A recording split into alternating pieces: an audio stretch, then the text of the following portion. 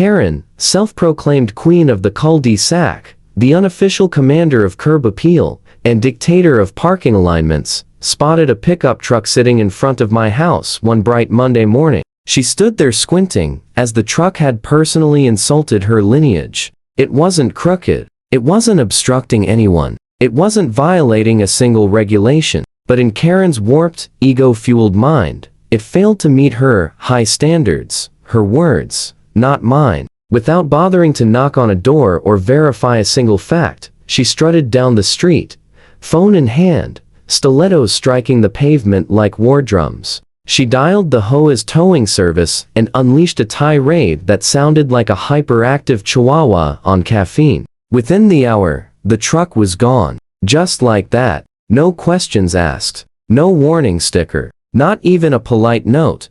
Welcome Tummy Channel, where HOA chaos reigns supreme. If you love drama, make sure to like and subscribe. The audacity. The sheer mitigated audacity. Karen strutted back to her porch as if she'd completed some civic heroism. Settling in with an iced tea, she basked in the illusion that she'd saved the neighborhood from a vehicular apocalypse. And because one act of overreach was never enough, she felt compelled to announce her victory in the neighborhood chat. We must all maintain orderly streets. I had that ugly truck removed. You're welcome. Nearly choked on my coffee reading it. Here's the twist. Karen never asked who the truck belonged to. Not me. Not the neighbors. Not even the HOA board. She merely saw it, judged it, and executed her version of justice. A parking lot vigilante with a god complex. That alone would have been absurd enough. But fate had other plans, because that very truck, the blacked-out Ford Raptor, fresh from muddy trails and sporting law enforcement plates, didn't belong to some random neighbor, a careless teen, or a lost delivery driver. Nope, it belonged to someone you absolutely do not want to anger. Karen, blissfully ignorant, assumed she just won another HOA skirmish. Little did she know, she just declared war on a man whose badge came with teeth, authority, and federal resources. By the time the truth sank in, it was already too late. The consequences didn't wait long. That afternoon, the unmistakable crunch of boots on gravel and the low growl of diesel engines reached my ears. Peering out my window, I saw the sheriff himself, sleeves rolled, jaw clenched tighter than Fort Knox. His truck was gone, and his mood mirrored the brewing storm above. I stepped outside, coffee in hand, trying to act casual. He didn't speak at first, scanning the street like a detective at a crime scene. Finally, he turned to me with the question that was on both our minds. Where's my truck? I shrugged. I was about to ask you the same thing. Within 10 minutes, the sheriff had his phone out, making calls unlike any ordinary conversation. These were calls laced with terms like asset recovery, unauthorized tow, and dispatch 2 plainclothes units to canvass the area. I stepped back slowly. This wasn't just anger, this was precision. And I had a very strong hunch about which entitled Karen had just poked the wrong bear. By sunset, 2 black SUVs rolled up, cinematic and intimidating. Out stepped agents feds, judging by the tailored suits, earpieces, and no-nonsense demeanor. They wasted no time on pleasantries. Doors were approached, and residents were questioned. Notice anything unusual today? Any tow trucks? Someone bragging about having a vehicle removed? It was only a matter of time before the trail led straight to Karen.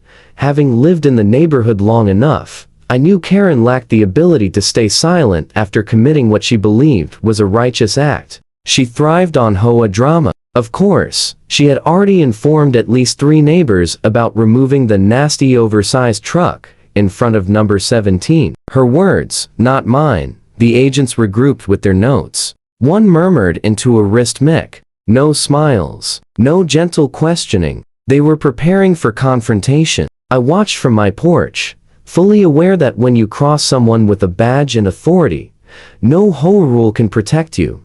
They approached her house with the intensity of a tactical raid. Karen, draped in a silk robe and slippers, opened the door, her expression screaming, "Oh, good. More people to admire my authority." One agent flashed his badge while another asked, "Ma'am, did you order a truck to be towed from in front of number 17 earlier today?" Karen's smug nod, arms crossed like she was expecting applause, said it all. Yes, that truck was an eyesore. It wasn't owned by anyone important. That single line cracked the agent's poker face for just a fraction of a second. The taller one glared at Karen as she just confessed to stealing the crown jewels because they clashed with her drapes. She hadn't even bothered to ask who the truck belonged to. She'd simply seen it, despised it, and called the tow company like she was ordering takeout.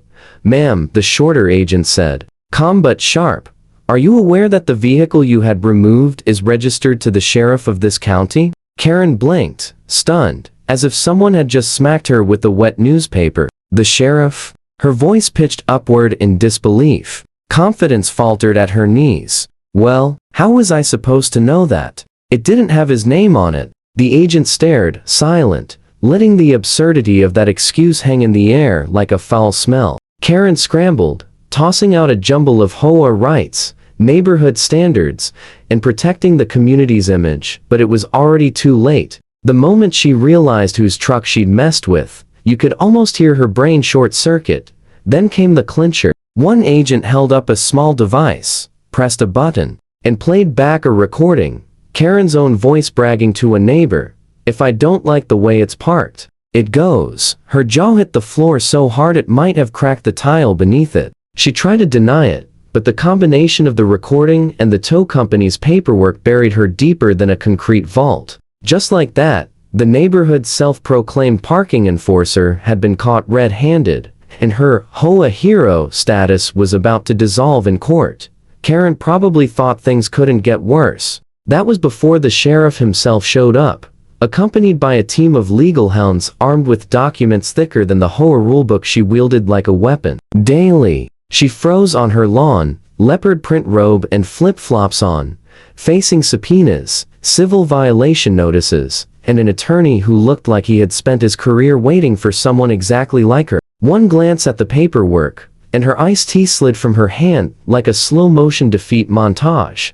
Towing the sheriff's truck had been just the spark. Once investigators began digging, they unearthed more than Karen bargained for. Evidence showed her signing off on fabricated fines and pocketing HOA funds to remodel her kitchen complete with imported marble countertops and a jacuzzi tub, all mysteriously. Appearing the same week, 3 budget reallocations were filed. Surveillance footage revealed Karen directing landscapers to work on her personal property at the HOA's expense. And there was the disabled veteran she'd bullied into repainting his mailbox 4 times for failing to match the community palette, a separate civil complaint right there. By Wednesday morning, Karen's life was unraveling faster than a cheap sweater. The sheriff's legal team pressed charges for unauthorized towing and damage to government property. Apparently, the tow guys had scratched the truck's undercarriage. Fines piled up like Tetris blocks. Then came civil suits, 5 of them from neighbors who had been waiting for this exact moment to bury her in paperwork and payback.